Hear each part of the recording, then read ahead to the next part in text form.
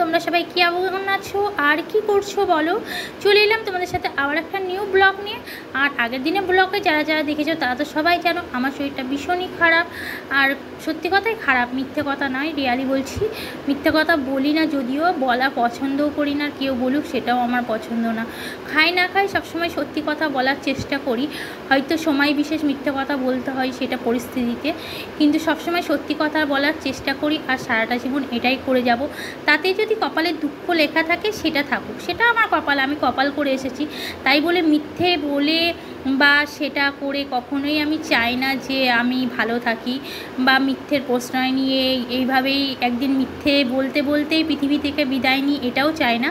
সবসময় সত্য কথা বলতে বলতে যেন এইভাবেই চলে যেতে পারি সত্যর পথ ধরে, সেটাই সবসময় চাই। যদিও যুগ এখন অন্যরকম, সেই যুগের সাথে নিজেকে হয়তো মিলিয়ে নিতে পারছি না, আর হয়তো কোনোদিনও পারবো না।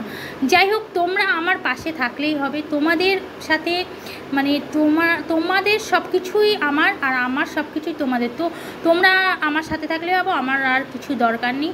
ব্যাস এইটুকুনি ফ্রেন্ড। তো শরীরটা ভালো নেই, তার জন্য দেখো কী কী নিয়ে চলে এসেছিলাম বাজার থেকে। রাত্রে রান্না করিনি, এগুলিকেই আজকে রাতে খেয়ে নিচ্ছি, মানে ডিনারে।